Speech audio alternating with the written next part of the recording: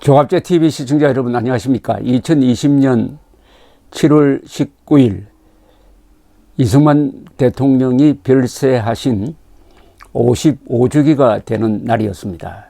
지금은 밤 10시입니다.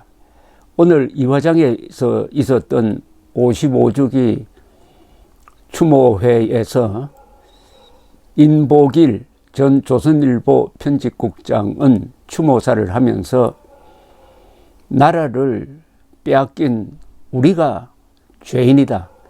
우리가 저들의 반역을 방관하고 방조하고 지금은 나라를 뺏긴 다음에 문 밖에 나와가지고 벌벌 떨고 있는 비겁자로 변했다.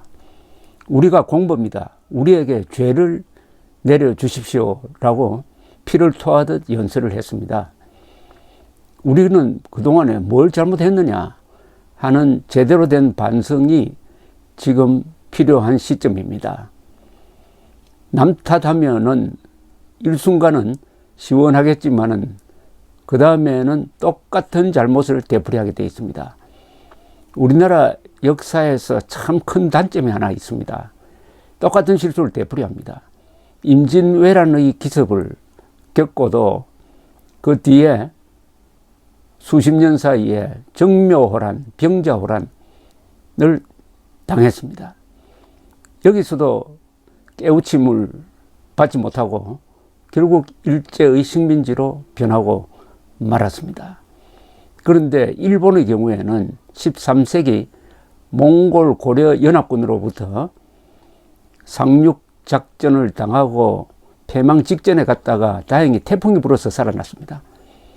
그 10여 년 뒤에 다시 기습이 있었습니다. 그때는 몽골, 고려, 남송, 패망한 남송 해군까지 합쳐가지고 약 15만 병력이 지금 하카다, 후쿠오카에 상륙을 했습니다. 그때는 일본의 가마쿠라 막부가 단단히 준비를 하고 있었습니다. 육상에서도 몽골군이 이기지 못했습니다.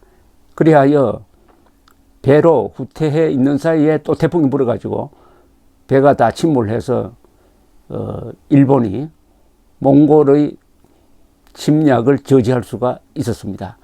일본은 준비를 했습니다. 두 번 당하지 않았습니다.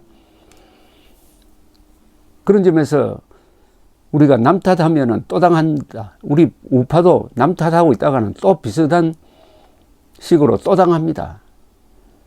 우리 선거 때 보면 비슷한 식으로 두 번 진 사람이 있습니다. 이회창 후보는 1997년에 우파 대통합에 실패했습니다. 우파일 수밖에 없는 이인재 씨가 탈당해가지고 출마하는 것을 막지 못하고 또 포섭도 하지 못했습니다. 그리하여 도저히 질 수 없는 게임에서 김대중 대통령을 만들어냈습니다. 그리고 그 5년 뒤 2002년에도 얼마든지 정몽준 후보와 손을 잡을 수 있었는데 오히려 정몽준 후보가 노무현 후보와 단일화를 하는 것을 방치하고 말았습니다. 똑같은 패턴의 패배였습니다.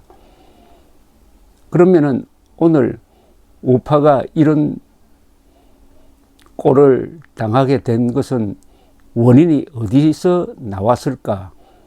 우리가 잘못한 것은 무엇일까? 제가 한번 정리를 해보았습니다. 첫째, 우리 선배 세대도 포함해서 우리 자유진영 사람들이 잘못한 게 있습니다. 첫째가 뭐냐? 공산주의가 절대 악이라고 가르치지 않았습니다. 이 허점을 타고 좌익은 친일이 절대 악이라고 가르치는 데 성공했습니다. 두 번째, 자주국방의 신념을 심지 못했습니다. 안보에 대하여 무책임해지니 사대주의적 노예근성이 확산되고 간첩과 반역자들에 대한 경계심 해이가 일반화되었습니다. 한미동맹이 좋지만은 그게 너무 의존하다가 보니까 한국의 우파가 사대주의자 노예근성으로 변질되고 말았습니다. 세 번째, 한자를 적대시하는 한글 전용어로 한국어가 망가지고 말았습니다. 국민 교양과 분별력의 바탕인 한국어가 암호가 되고 소리로 변해버리니까 어떻게 됐냐? 역사와 전통을 소홀히 하게 되고 선동이 먹혀들기 쉬운 국민성을 갖게 되었습니다. 언어가 망가지면은 사고체계가 망가집니다. 잘 속게 됩니다. 네 번째, 자유통일이 국가의 목표임을 가르치지 않았습니다. 이 틈을 타고 평화통일로 위장한 공산통일 전략이 스며들게 되었습니다. 다섯 번째, 국가와 이념이 민족보다 더 상위 개념이란 점을 가르치지 않았습니다. 김일성이 민족 반역자임에도 이를 가르치지 않았습니다. 이 틈을 타고 민족 절대주의가 판을 치게 되었습니다. 민족이 국가 위에 있는 것으로 오해를 하게 되었습니다. 여섯 번째, 좌파, 친북, 종북 세력을 진보라고 불러주고 우리를 보수라고 칭하는 실수를 범했습니다. 수구 반동 독재 세력에 진보라는 근사한 가면을 씌워준 다음에는 진보와 보수로 갈라져서 아무리 싸워봤자 보수가 이길 수가 없습니다. 진보는 좋은 것으로 이미 그 글자 안에 뜻이 스며 있고, 보수는 아무리 변명을 해도 변화하지 않는 사람 지키는 걸 것으로 그 의미가 고정화되고 말았습니다. 일곱 번째, 공산주의자를 민주투사로 부르는 실수를 범했습니다. 공산당과 싸운 경력자만이 민주투사를 자임할 수가 있습니다. 나라의 자주 독립을 위하여 일제와 싸운 자만이 독립투사를 자임할 수 있는 것처럼, 그런데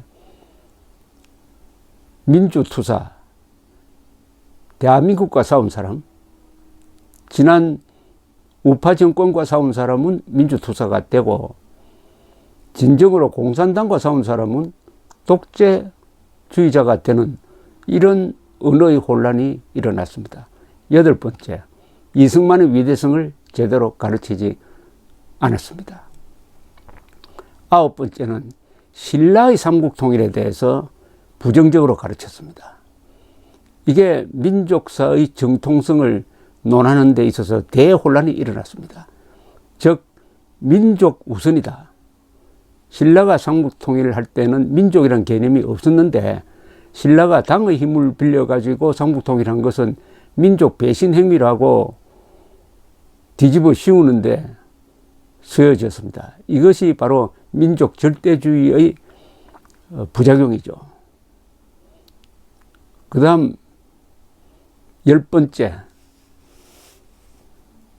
일제시대에 대해서 제대로 가르치지 않았습니다.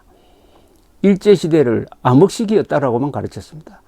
일제시대에도 문명이 발전했고, 일제시대에도 사람들은 행복하게 살았고, 일제시대에도 박정희처럼, 백선엽처럼 일본의 선진 기술을 배우면서 나라를 바로 세운 다음에는 좋은 나라를 만들기 위해서 실력을 길러야 한다는 이광수 같은 분을 모조리 친일파로 몰아가지고 우리 역사 속에서 파묻어버리는 이런 만행을 저질렀습니다. 이게 바로 우리가 잘못한 10가지입니다. 이것을 바로잡으려면은 지금 우리가 잘못했다고 지적한 걸 거꾸로 하면 되죠. 공산주의는 절대 악이다. 한미동맹에 의존해서는 안 된다. 자주국방 해야 된다. 한글과 한자를 섞어서 쓰는 한자 한글 혼용시대로 다시 돌아가야 한다. 자유통일이 국가의 목표다. 평화통일은 속임수다. 국가가 민족보다 위에 있는 개념이다. 진보라는 말 쓰지 말자. 우리를 보수라고 하지 말자. 공산주의자를 민주투사로 부르지 말자. 당신 공산당과 싸운 적 있어요? 라고 물었을 때 없다고 하면은 당신은 민주투사가 아니라고 이야기해 주자. 그 다음에 신라의 삼국통일이 얼마나 위대한 업적이었느냐를 가르치자. 그 다음에 이승만의 위대성을 모르면은 우리 국민은 영영 종살이 할 수밖에 없다. 이승만은 링컨과 프랭클린 루즈벨트를 합친 것보다 더 훌륭한 사람이다라고 가르치자. 뭐 이렇게 하면서 그리고 일제시대 때 일제시대를 있는 그대로 보자. 이렇게 하는 운동이 한 몇 세대가 계속되어야 대한민국이 정상화될 것입니다. 이것은 교육을 통한 겁니다. 그러나 이런 교육을 하는 가운데서 우리는 투표를 해야 되고 정치를 해야 되고 선전을 해야 됩니다. 그러니까 장기적으로는 교육을 통해서 국민들을 깨우치고 단기적으로는 선전을 통해서 유권자들을 우리 편으로 끌어모아서 선거에 이기도록 하는 전략을 우리가 따로 만들어야 됩니다. 제가 지금까지 말씀드린 우리가 잘못하는 10개, 이거는 교육을 통해서 바로잡을 수가 있습니다. 여기에 하나 11개로 추가를 한다면 명문고등학교를 없앤 것이 큰 실수였습니다. 원래 국가 엘리트는 고등학교에서 만들어집니다. 명문고등학교를 없애버리니까 국가 엘리트가 만들어지는 이 토양이 약화되었습니다.